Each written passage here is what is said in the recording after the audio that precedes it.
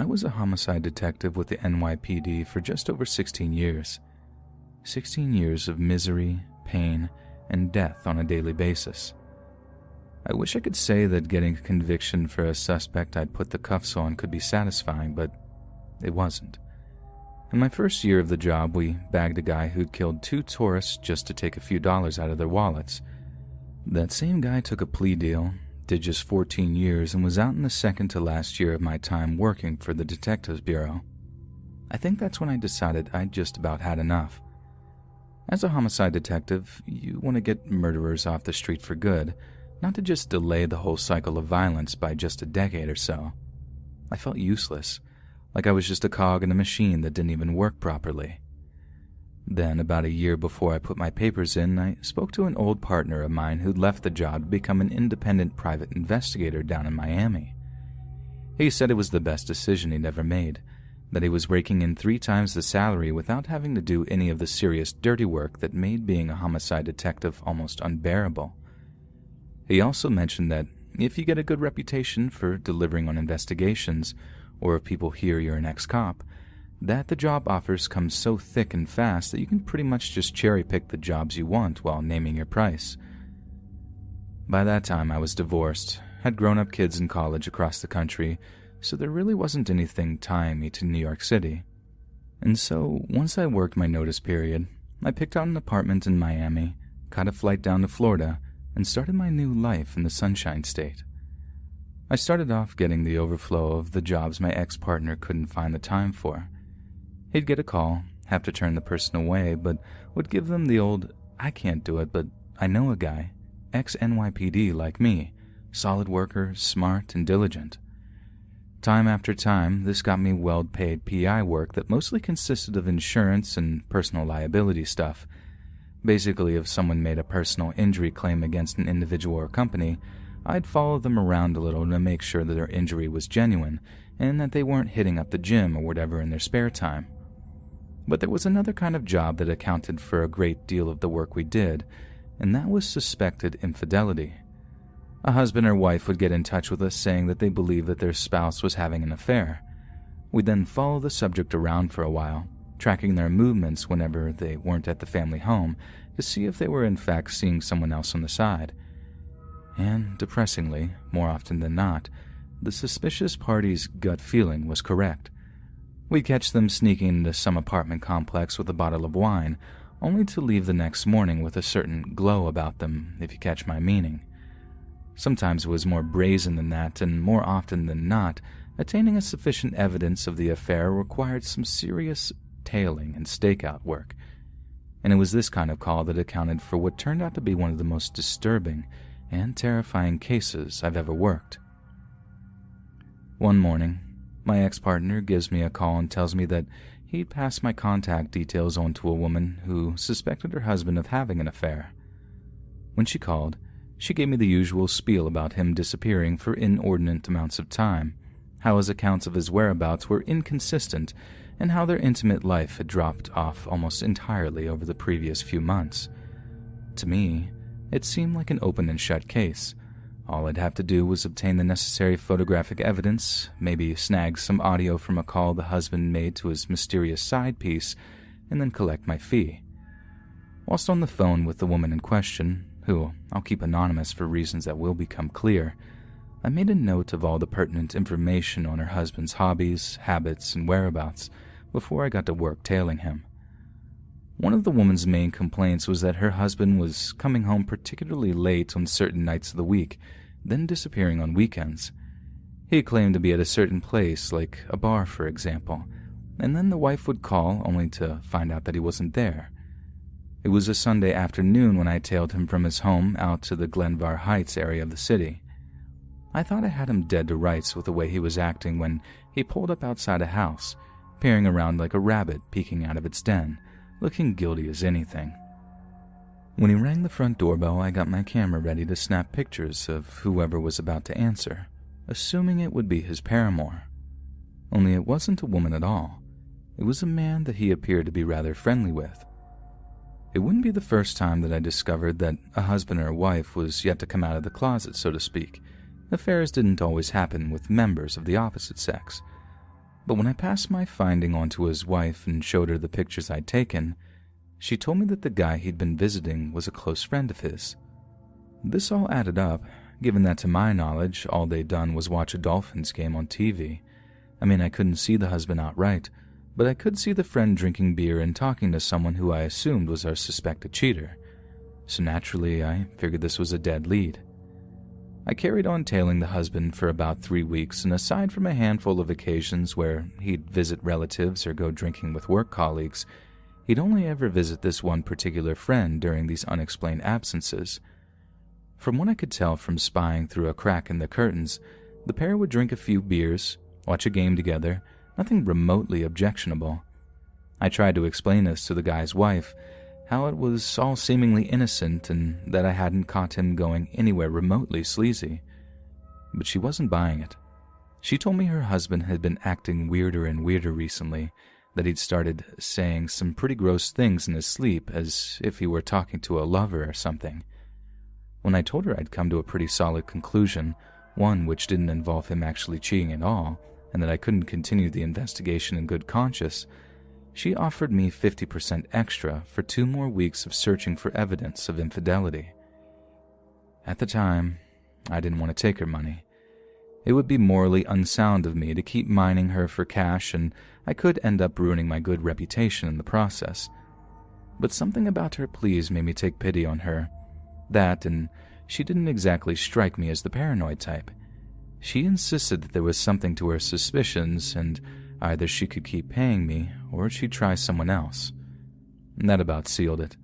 I told her I'd work the case for 2 more weeks, but after that, she'd be on her own. The next time I tailed him, it was a weeknight, one in which I'd followed him from his downtown office job out to the residence in Glenbar.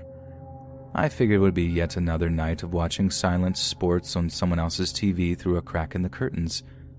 Only this time, the guy hadn't quite closed them all the way, so I had a much better view of the room they were supposedly in.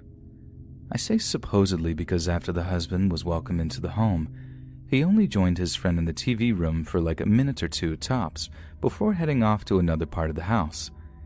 At least I'm assuming that's what he did, because he didn't reappear in the TV room for another 2 hours. That's when I realized that on each of these visits, he'd been following the same pattern of behavior. I'd assumed that he was watching TV with his buddy, only he wasn't. The buddy was talking to someone on speakerphone. I'd made a huge error of judgment. Something weird was going on in that house, and it was something that was essentially confirmed to be seedy when the husband exited the house at one point in a state of undress. His tie was off, his shirt was untucked, and like something out of a bad movie, he'd actually forgotten to zip his fly back up. The next time I followed the husband to his friend's house, I brought along what's known as a parabolic microphone that had an attached recorder. This is a special kind of mic that basically uses a kind of small satellite dish to collect and focus sound waves. They don't always produce the best quality audio, even expensive ones like mine, but they can be very effective at eavesdropping on distant conversations. I paid almost $1,500 for the model I use, but trust me, the thing has ended up paying for itself, and I've used it on more than one occasion to secure hard audio evidence in an insurance fraud or infidelity investigation. So after the husband arrives at the friend's place, I turn in the parabolic mic to the window of the TV room, then listen in for anything incriminating. That's when the plot really started to thicken, as they say. From what I could gather, the husband arrives, he and his friend make a little small talk, then there's a cash amount exchanged, with the husband giving his friend a sizable amount of money before heading off into another room. Again, after a few hours, the husband reappears, sounding pretty well blissed out. The 2 guys make small talk again, then the husband leaves. My first thought is that it was some kind of narcotic situation, that the husband was using his friend's place to use heroin or something along those lines. The only thing I could do to confirm my suspicions was stake the place out to see who else came and went. That way I'd know for certain if there was some kind of drug dealing situation occurring, or if it was something more insidious. Lo and behold, the house was receiving visitors multiple times during all hours of the day and night. Each time there'd be an exchange of cash before the visitor would disappear into another part of the house for varying amounts of time. From the kind of conversation that was going on before and afterward, there was no way of me knowing exactly what was being sold, or if the gentlemen callers were paying for time stayed, the amount of narcotics, or both. But during one visit, I overheard something that might prove to be my ticket finding out what was going on in that house. One of the visitors tells the homeowner, through a series of implications and innuendos, that they have a friend who's interested in stopping by to patronize whatever services the guy was offering. The homeowner tells him to pass on his address, but not to use any cell phones, ever, then gives him a code word to use when stopping by so he'd know it wasn't the cops. Bingo. I had my way in, and all it would take would be a little look around the house and I'd be able to know for certain what it was that my client's husband was doing when he was over there. I thought it was something shameful, something sleazy, but I don't think I'd ever could have prepared myself for what I was about to find. I waited a couple of hours before I made my move, ensuring no one else was visiting, but also so that there was enough time elapsed between the visits so the homeowner wouldn't be too suspicious about me pretending to be the previous caller's referral. So I walk up to the house, ring the doorbell, then give the homeowner the story about having been referred by the previous visitor, along with agreed-upon code word. He seems a little cautious at first, but he lets me into the house, showing me into the TV room, then asks for $300 in cash before telling me to wait there while he got stuff ready for me. I'm still under the impression that the place was some kind of drug house, that maybe he was going to clean up some puke in the other room, perhaps get some clean needles or something. In my mind, these suspicions are pretty much confirmed when he comes back into the TV room a few minutes later, then asks me if I'm ready while taking off a pair of rubber gloves. I follow him down a hallway and pick up on the smell of cleaning products on the air around him. But when he showed me into the room that I presumed all the other visitors had paid to be inside, my jaw almost hit the floor. The interior looked like a slaughterhouse. One wall was floor-to-ceiling animal cages, and inside them were all kinds of smaller household pets and other similarly sized animals. Cats, smaller breeds of dogs, guinea pigs, chickens, rodent-like creatures that I only later learned were named chinchillas, and there must have been at least 20 to 30 different animals locked away in there. Then, in the center of the room, there was this large wooden table stained with blood, and on it sat all manners of tools and kitchen utensils. Like I said, I had assumed it was a drug house, even toyed with the idea that it was some kind of brothel, but never in a million years did I suspect that the place was some kind of snuff-related venture on the part of the owner. The fact that my client had suspected their husband of infidelity given the strong sensual overtones, only to find out that the cause of his long absences was that he seemed to be getting off on killing small animals, was one of the most disturbing revelatory moments of my life, even during my time with NYPD homicide. People killing people was bad enough, but human beings taking the lives of small innocent animals for what was apparently some kind of twisted gratification was something I have struggled to get out of my mind. I took some pictures of the interior of the room, then immediately left the house to call the police. As far as I know, the homeowner was arrested on animal cruelty charges and is looking at time in prison for his crimes. Unfortunately, this was all before the previous administration signed a bill making animal cruelty a federal offense, so the guy isn't going to get as much time as I'd like him to. I showed the pictures of the kill room to my client, with the strong recommendation that she move out of the house and file for a divorce as soon as possible. I explained that more often than not, people that harm animals graduate to hurting human beings at some point, and that I strongly suspected that her life would be in danger if she chose to stay with him.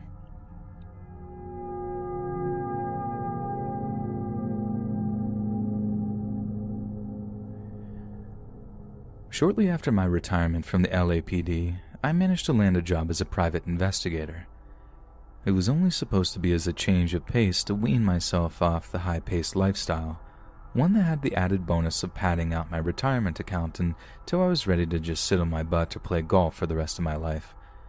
This is the story of one of the few cases I didn't take, one that was this weird mix of scary and upsetting for me, one that really made me glad I was making the move to step away from the general public, because, as you probably know, they can be absolutely insane. So the company I ended up getting hired by had an office on the ground floor of a building right across from the county courthouse, with a pair of automatic double doors that opened up right onto the street outside. This meant that we got a lot of people just walking in right from the sidewalk, sometimes apparently out of total spontaneity. Now, if the day was pretty quiet, I'd clock out and go home around 4 in the afternoon, which on this particular day I was very much looking forward to doing. But just 15 minutes before I was planning on getting out of there, I get a call from the secretary asking if I'm free to see a prospective client. I didn't figure that it'd take all that long, so I agree to see them, then get a knock on my office door from a guy with a briefcase, who walks in, sits down, and then starts asking me all the usual financial and logistical questions, my hourly rates, my experience, that kind of thing. The guy seemed real agitated over something, which is pretty standard, given that by the time someone is willing to actually hire a private detective over something, things tend to have gotten pretty bad for them. After this barrage of questions, I politely ask him if there's anything I can do to help, to which he replies that a group of people have stolen his intellectual property.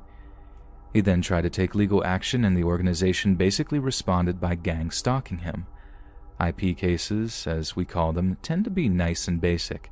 Get a hold of the company's copyright, compare it to the original, which is hopefully dated and trademarked, then boom, I take my fee from the damages awarded. I then ask the guy to tell me, in as much detail as possible, what ideas have been stolen. Then, to my confusion, he starts talking about how a year ago he ended up having a vasectomy performed at a local doctor's surgery center. He starts giving me names, dates, how much the operation cost. That's when I politely interrupt him and inquire as to why he's telling me all of that. He stops, his eyes narrow, and he gives me this look as if I just said something rude about his mother. He takes a deep breath, evidently tries to calm himself a little, then, in a whispered voice, he starts telling me something I didn't expect to hear in a million years. In hushed tones, he starts telling me that he's been bugged. Again, this seemed like a complete tangent, or at least that he'd started to explain how exactly his ideas had been stolen. But how wrong I was. The 2 points, the bugging and the vasectomy, were explicitly linked. He then tells me with a totally straight face that while he was under general anesthetic, that the doctor implanted a listening device in his balls. I didn't say a word, but I'm guessing the look on my face completely betrayed what I was thinking, because he takes extreme offense and starts babbling on about how no one believes him, that he's not a liar, and that he has proof. The claim about the proof piqued my interest, so I entertained his notions for a minute while he opens up the briefcase he was carrying and pulls out what appeared to be an X-ray of his pelvic region. He starts pointing to what were very obviously his family jewels, and more specifically, to a little white dot in one of them. Now, I'm certainly no medical expert, but unless he'd managed to make additions to what was obviously a genuine X-ray, it looked pretty convincing to me. I took the picture off of him, studied it, and for one of the first times in my entire investigative career, I was genuinely flummoxed by what I was looking at. Still, I opted for a conservative approach, telling him that I was no doctor, but that the chances of the little white dot being some kind of listening device were very slim indeed. I recommended he get a second opinion on the X-ray, on the off chance that it was some kind of tumor, and it would be really tragic if he was wasting his time over such spurious ideas when his health could genuinely be at stake. But to my surprise, instead of taking what I'd said to heart, he seems completely to ignore what I said, and goes on to tell me that some shadowy organization is using the listening device to steal ideas he's having for inventions before selling them on to big companies. He then tells me that he's owed millions upon millions of dollars because he invented AirPods, and the idea was stolen from him. Now, I know the chances of this are extremely slim, not because it was out of the question, but because, well, let's just say by this point I was beginning to get a sense of this guy's character, shall we say. But I'm not looking to offend him, so I decide I'll just give him a highball quote that'll put him off enlisting my services, which will surely get him out of my office so I can be home by 4:30. I give him a quote for a $100,000 retainer, giving him some bull about how my fee would be proportionate to the dollar amount he was rewarded and that, as he put it, he was owed millions upon millions of dollars. To my amazement, he accepts, but tells me I'd have to wait until he won the court case before I could get my fee. But here's the thing. In the state of California, only lawyers can work on contingency. This means that their fee is contingent on them winning the case for their client. Private investigators and all the individuals that might work alongside these lawyers still have to be paid, win or lose. I tell the guy this, explaining that I can't break the law, but if they found an attorney willing to take the case, I'd be more than willing to work for them to obtain any potential evidence they needed to win the court case. The guy goes quiet, and there are a few moments of awkward silence. I then ask the guy if he has a doctor he can trust that would be willing to take a look at the x-ray he showed me. Like I'm serious when I say I was generally concerned for this person's health, and not just because he seemed like he wasn't playing with a full deck. His face changes, his head kind of drops a little, and he starts looking at me from under his brow. I'd done more than enough in the LAPD to know what was coming next, so I back up in my chair a little and ask him if there's a problem. I'll never forget what he said next. I made a huge mistake here, haven't I? His voice was monotone, like I was talking to a robot all of a sudden. I replied as politely as I could, telling him I just thought that he might need a second opinion, but he interjects with, "You're one of them, aren't you?" Back when I was with the department, we'd arranged our interview rooms so that the cop was always closest to the door. This served two purposes. One, if the suspects tried to make a run for it, we could cut them off at the door. And two, if the suspect decided to attack the questioning officer, they had a much better chance of making it out safely if they were the closest person to the exit. Now, for the first time since I become PI, I was regretting now setting my office up in the same layout. Anyway, he makes his accusation, and I obviously deny it, but this guy isn't taking no for an answer. He starts calling me a plant, getting more and more aggressive by the second. Again, I start backing up in my chair, silently cursing that my concealed carry permit hadn't been granted yet because I knew I was in trouble. I knew this guy was about to attack me. And he did. He got up out of the chair he was sitting in, and suddenly he seemed much, much larger than he did when he walked in. He put one foot up on my desk, climbs up on it, jumps off onto me, immediately knocking me over. Then in seconds, he has me in a chokehold. I was honestly incredibly lucky that he decided to make so much noise in the process of attacking me. If he'd have gotten the drop on me and gotten me in that chokehold without alerting the company secretary, I'm pretty sure that I'd be 6 feet under right now. He was faster than me, bigger than me, stronger than me, and considerably younger than me. I had no chance in a man-to-man fight. I just thank God that the secretary alerted one of the other PIs who was on site, who managed to taser the guy to get him off of me. I got a little secondary shock since his arm was wrapped around my throat, but I wasn't about to complain too much. It was either take a jolt or never feel anything ever again. The guy was arrested, charged with assault, and from a few old buddies I had that still worked in the department, I found out that he's now held at the Atascadero State Hospital, an all-male maximum security facility that houses violent, mentally ill patients from all over California. I do feel exceptionally sorry for the guy. I can't imagine what it must be like to live and have to live with a brain that plays such horrible tricks on you. But I won't lie, I do feel like it's the best place for him, because it really was only a matter of time before he took out all of that self-righteous anger on someone, before he really put the hurt on an innocent person, and they might not have been nearly as lucky as me.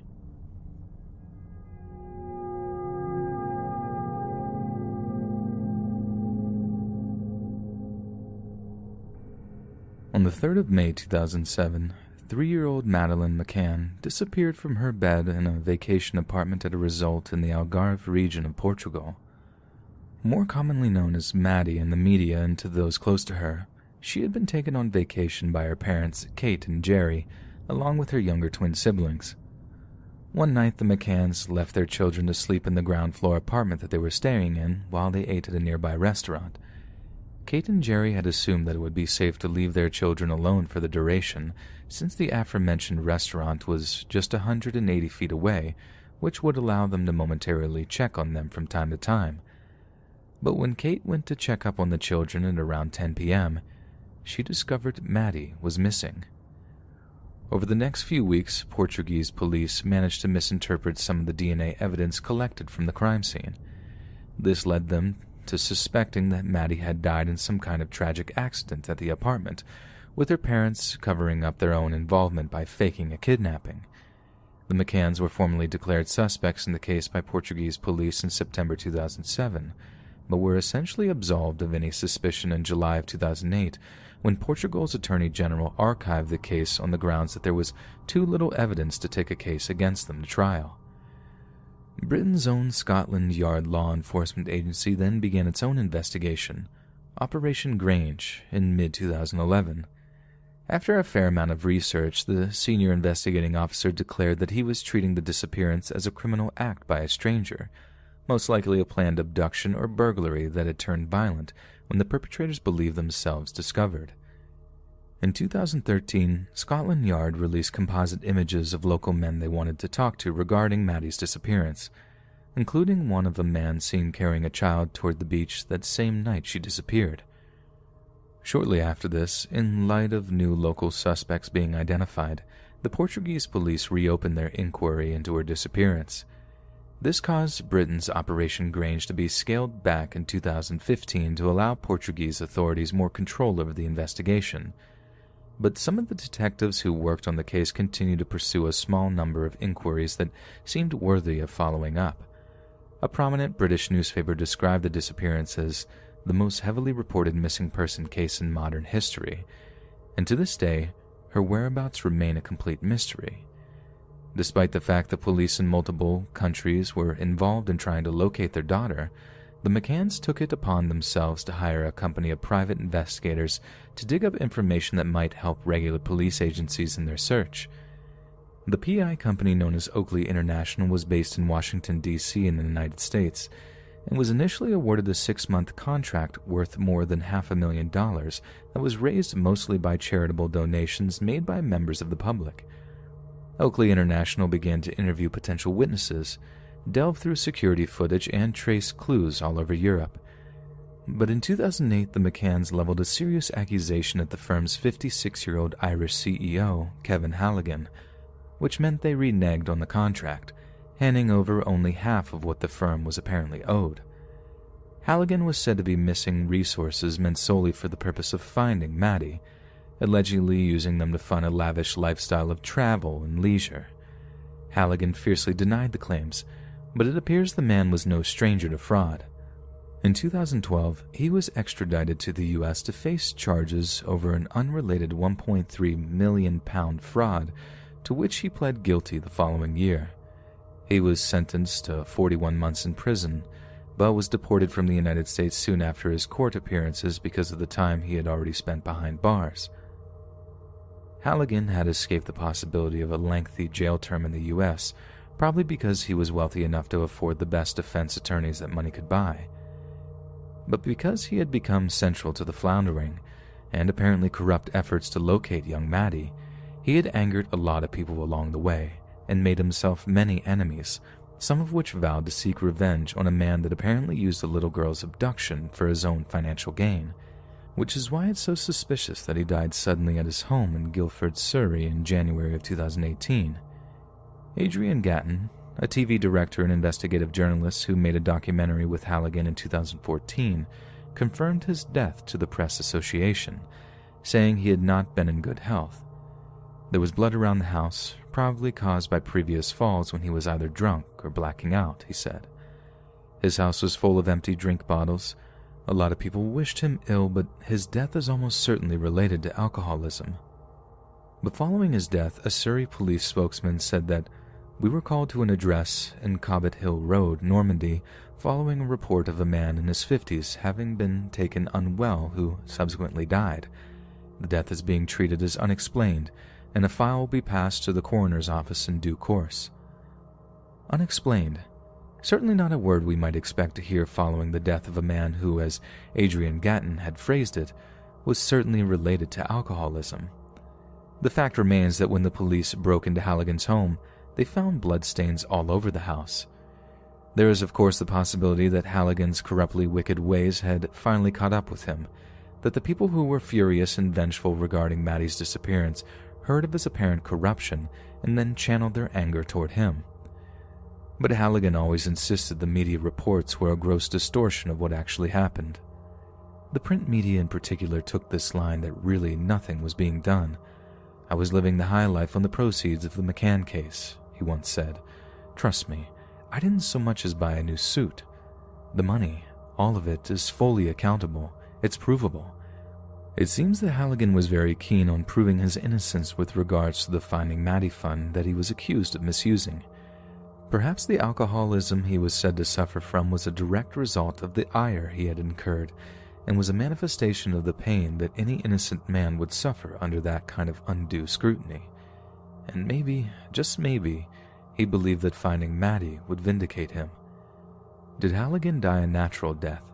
Did he even die an unexplainable one due to his heavy drinking? No. Unexplained.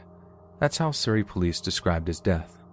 There's every possibility he was murdered, and, if indeed he was murdered, could it possibly be he had gotten so close to the truth behind Maddie's disappearance that someone, somewhere, felt that he must be silenced?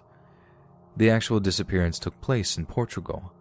Halligan's death occurred in Surrey, England, and in June of 2020, a public prosecutor in Germany ordered an inquiry regarding a possible involvement of a 43-year-old man believed to have been living in a borrowed VW camper in the Algarve at the time of McCann's disappearance. The suspect's car, an expensive Jaguar XJR6, was registered to a new owner the day after McCann disappeared. These international connections suggested a coordinated network of child kidnappers, complete with a system of support and logistics that could prove deadly under the right circumstances. Yet regardless, it seems the case that we will never truly know how and why Madeleine McCann was abducted, where she is now, or if she is alive or dead. But if we ever do uncover the truth, we may just lift the lid on a terrifyingly well-organized conspiracy that has been responsible for the disappearances of children all over Europe, time and time again. And frankly, I'm not sure the general public is ready for that kind of information, nor are they ready to find out just how far the tendrils of such an organization really run.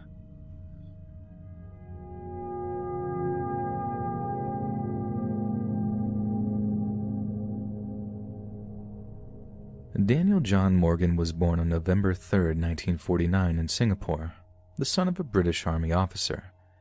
He and his siblings then spent the majority of their youth in Monmouthshire, Wales, where Daniel attended agricultural college in the small town of Usk. He undertook more agricultural training over in Denmark, but after a number of years working various farms back in the UK, he came to realize that agriculture was not his calling. You see, Daniel had an exceptional memory for details, with fellow farm workers noting that he could accurately remember long serial numbers and car registration plates after having had merely a glimpse of them. Daniel eventually left farming for good, moving to London with his wife and 2 children, and it was there that he set up his own private investigations company, Southern Investigations, in Thornton Heath. In early 1987, Daniel had been hired by a client to investigate alleged police corruption that was apparently rampant in London's Metropolitan Police. Daniel had conducted extensive interviews with a man named Detective Constable Alan Holmes, a member of the police force who had supposedly grown extremely jaded with the constant vice and venality of his fellow officers, and was ready to collaborate with Daniel Morgan in order to shed light on their misdeeds. Daniel had also enlisted the help of Detective Sergeant Sid Fillery, an officer who was based at Catford Police Station, and one who was passing Daniel information under the table, so to speak. By March of 1987, Daniel had accumulated a rather extensive collection of files on police corruption, and it was only a matter of time before he could run a thread through his findings to blow the lid on what would undoubtedly be a huge corruption scandal, one that would rock the very foundations of British law enforcement. On March 10th of that same year, Daniel was relaxing after a long day at work at the Golden Lion pub in Sydenham. He was accompanied by his longtime partner Jonathan Rees, who also had an extensive list of police contacts whom he had milked for information regarding the alleged corruption. The pair had been swapping information on their extensive findings together, with Daniel making notes in a small journal he kept on him at all times.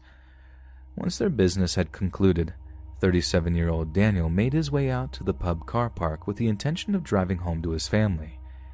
It is there that he was confronted by a larger man who demanded that Daniel hand over his wristwatch, a rather expensive collector's item that would no doubt fetch a tidy sum on London's stolen goods market. Daniel knew better than to try to resist, taking off his wristwatch and handing it over to the man, who he believed would simply flee once he had gotten what he was after. Compliant but still angry and defiant, Daniel then turned his back on the robber and attempted to climb into the driver's seat of his car. But it's then the robber took out a small hand axe and plunged the blade into the back of Daniel's head, watching as he collapsed to the tarmac ground, bleeding profusely from the huge gash to his skull. The murder seemed to be an open and case shut of armed robbery gone horribly wrong. But on their arrival, investigating homicide detectives began to notice a series of inconsistencies and rather telling clues. Although his watch had been stolen, the robber hadn't bothered to take Daniel's wallet, and had also left him with a large amount of cash in his jacket pocket. Now it might seem obvious that the killer had panicked, and then wished to flee the scene as quickly as possible to avoid being arrested on murder charges instead of simple robbery. However, further investigation revealed that the killer had in fact hung around the crime scene in order to relieve Daniel of another of his possessions. Daniel's trousers had been torn open around one of the pockets, and his notebook, the one in which he kept his wealth of information regarding police corruption, had been stolen. Police initially sought to arrest a single suspect in connection with the armed robbery and murder, but the more information that came to light, the more they realized something far more sinister was going on. A month later, in April of 1987, 6 suspects were arrested in connection with Daniel's murder. Shockingly, these suspects included none other than Sid Fillery, one of Daniel's police contacts, as well as his longtime business partner, Jonathan Rees. 2 more of the suspects were Metropolitan Police officers who were arrested specifically on suspicion of murder. However, all 6 suspects were eventually released without charge, since homicide detectives were completely unable to make any of the charges stick. Then a few months later, during the summer of '87, the other police officer that Daniel was working closely with, Detective Constable Alan Holmes, was found dead under extremely suspicious and mysterious circumstances. It was initially believed that he had ended his own life, possibly as a result of the depression and alienation he felt when police colleagues asserted that his collaboration with private investigators made him a traitor and a snitch. But a coroner noted that there were a number of inconsistencies regarding the injuries to be found on Alan Holmes' body, some of which were more consistent with assault or involuntary detainment than a straight-up taking of their own life. There have been many allegations and suspicions regarding this, and unfortunately, no concrete conclusions have been reached, and we can only really speculate on what happened to him. A year later, in April of 1988, an inquest into Daniel Morgan's death discovered that all was not well regarding professional relationships at Southern Investigations. A handful of company insiders claimed that Daniel Morgan and his partner Jonathan Rees, the very same man who was arrested in connection with his death, had been arguing extensively in the run-up to the former's murder. Apparently, Rees had told the company accountant that police officers he knew well were either going to kill Morgan themselves or have it arranged using various shady underworld connections. He also told Lennon that in the aftermath of Morgan's death, that none other than Sid Fillery, the officer who had been feeding them information, would replace him as Rees' partner at Southern Investigations. Although Rees straight up denied murdering his former partner, or having anything to do with the planning of it, he was held dead to rights over the Sid Fillery comment, who had indeed joined the PI company after a medical retirement from the Metropolitan Police. Former Detective Sergeant Fillery was also alleged by witnesses to have tampered with evidence during the inquest into Daniel Morgan's death, as well as apparently having coached witnesses to give statements that would absolve him and Rees of any involvement in the murder. As a result, Jonathan Rees was once again arrested, Only this time it wasn't just for an abstract involvement in the murder, it was for the actual murder itself. But not only was he released, again due to lack of evidence, but the results of the ongoing inquest in Daniel's death concluded that there had been no criminal involvement whatsoever of any of the members of the Metropolitan Police. This is despite numerous arrests on top of the highly suspicious taking of their own life of the former Detective Inspector Alan Holmes. It seems a conclusion that suited many, but it certainly doesn't seem to suit the truth. From 1998 to 2011, a series of inquiries shed more and more light on what was to become a black stain on the collar of the Metropolitan Police. Jonathan Rees was also proven to be no stranger to corruption, as in the year 2000, he was sentenced to 7 years in prison for conspiring to plant cocaine on an innocent woman to discredit her in a child custody battle. It was a damning connection and showed the general public that Rees was a man who could stoop very low indeed to get what he needed.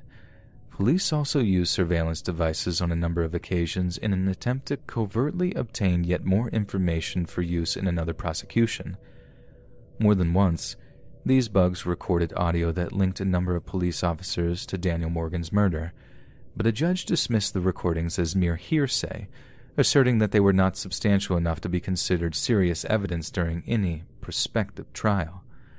Then, a number of years after Rees was sent to prison, another inquiry was mounted, with this one being kept a closely guarded secret.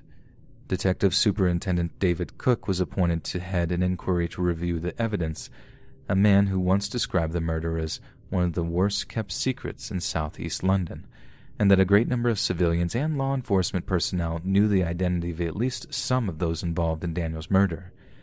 Detective Superintendent Cook also said that serious and persistent efforts had been made to tarnish Daniel's character, and passionately dismissed claims that Daniel had been targeted for assassination after he had been found to be investigating a ring of Colombian drug dealers. Cook said he was certain that those responsible were white British and almost certainly involved with the police force in some capacity. The secret inquiry resulted in the 2009 trial of a number of suspects, including Rees, but once again the case fell apart when it was decided that almost a decade of public attention meant that none of the suspects could be guaranteed a fair trial. Incredibly, Rees had once again escaped the justice that Morgan and his family so richly deserved. Yet amazingly, since his release from prison for attempting to pervert the course of justice, Rees has made no effort to hide his criminal dealings. It has become painfully obvious that he has a network of contacts with corrupt police officers who obtained confidential records for him. In order to get a job with the British tabloid newspaper News of the World, he claimed that his extensive contacts provided him with confidential information from banks and government organizations, and he was routinely able to obtain confidential data from bank accounts, telephone records, car registration details, and computers. He was also alleged to have commissioned burglaries on behalf of journalists. In his own investigation into Rees, Guardian journalist Nick Davies described what he observed as a devastating pattern of illegal behavior, and commented on the empire of corruption that Jonathan Rees and Sid Fillery built in the years following Daniel Morgan's murder, after Fillery replaced Morgan as Rees' partner. What seems terrifyingly obvious at this stage is how one man was capable of manipulating the British justice system for more than 20 years, simply to suit his own financial gain. And although he did indeed see the inside of a jail cell for perverting the course of justice, Jonathan Rees has managed to escape punishment for the most serious crime he seems to have committed, that of planning and executing the murder of his former partner, Daniel Morgan. We as citizens are supposed to be capable of putting faith in the criminal justice system. Without it, all we have is a sense of chaos and lawlessness, a world where we must take justice into our own hands when the state refuses to help us.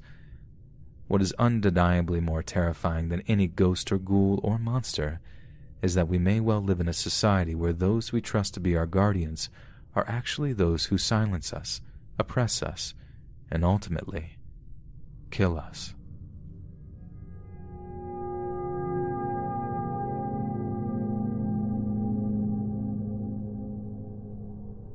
On September 8, 2017, 33-year-old Taylor Wright, a divorced private investigator, was enjoying life with her girlfriend, Cassandra Waller. The two had just moved in together and everything was going well, despite the stressful divorce proceedings that Taylor was going through with her ex-husband. That day, Taylor went out with a friend, Ashley MacArthur, in the hopes of relieving some of the stress, but it was a decision that proved to change not only her life, but also the lives of everyone around her. As the day progressed, Cassandra lost contact with Taylor when she stopped responding to her text messages. She contacted Ashley, who said that Taylor had been stressed and crying throughout the day and needed time to herself. Things got even stranger when Taylor canceled dinner plans with Cassandra, texting to say she needed a few days to clear her head. Cassandra knew that Taylor, as a private investigator, had the means and skills to disappear, and she grew worried. Taylor's loved ones were also concerned because it was out of character for her to just disappear, especially without first contacting her young son. Cassandra then went to the police, who suggested that she reach out to Taylor's ex-husband, Jeff Wright, to investigate further on her own. Jeff told Cassandra that their son had also been trying to reach out to Taylor, but he had not gotten any response. He then issued a startling warning, telling Waller that Taylor may get angry with her for involving the police in her business, and that she should be careful. Disturbed, Waller continued to search for her girlfriend and began calling hospitals in the area. After a week passed with no sign of Taylor, Cassandra filed a missing persons report, and authorities began an investigation. They wasted no time in reaching out to Ashley, who was the last person among Taylor's friends to see her before she vanished. Speaking with the authorities, Ashley recalled that Taylor still seemed stressed at the end of their meeting and that she had gotten into an Uber to go get a drink. She also, however, revealed new information. Weeks earlier, Taylor had taken $34,000 out of a joint account that she shared with her ex-husband and had given it to Ashley to keep safe during the divorce proceedings. Even more shockingly, she said that on the day of their meeting, Taylor had picked up the money, put it in a duffel bag, and had taken it with her. While Ashley denied having anything to do with Taylor's disappearance, a search team combed the farm where phone records showed Ashley and Taylor had been together on the day that she went missing. They initially turned up empty-handed, and investigators were forced to release Ashley. Those who continued to search the farm in question, however, soon came across a disturbing discovery: a human skull with a bullet hole. Investigators began extracting the body and found a necklace that they had seen Taylor wearing in a photo. The police were extremely suspicious that this was the missing private investigator, and that their suspicions were correct. Dental records later proved it was Taylor's body. Around a month after her disappearance, Taylor had finally been found, and Ashley, who still denied any wrongdoing, was arrested for first-degree premeditated murder. In the end, Ashley was convicted for murdering her private investigator friend over an amount as small as $34,000. It may seem like a lot of money to some, but in comparison with the value of a human life, it's a paltry sum of money to go to prison for the rest of your life. And that's what's so terrifying about this particular case. It wasn't revenge that was the motive in this murder, nor sadism or gratification. Taylor's life was taken away over nothing more than your average person's year's salary. It seems that human greed can extend so deeply sometimes that it can cause us to become bloodthirsty, callous, and murderous, which is most definitely a thought that'll keep some of us up at night. Hey friends, thanks for listening. Click that notification bell to be alerted of all future narrations. If you got a story, be sure to submit them to my subreddit, r/Let'sReadOfficial, and give and receive feedback from the community, and maybe even hear your story featured on the next video. And join my Discord to interact with me and other listeners directly. And if you want to support me even more, grab early access to all future narrations for just $1 a month on Patreon, and maybe even pick up some Let's Read merch on Spreadshirt. And check out the Let's Read podcast, where you can hear all these stories in long compilation form and save huge on data, located anywhere you listen to podcasts. Links in the bio. Thanks so much, friends. And remember, support your local femboy hooters.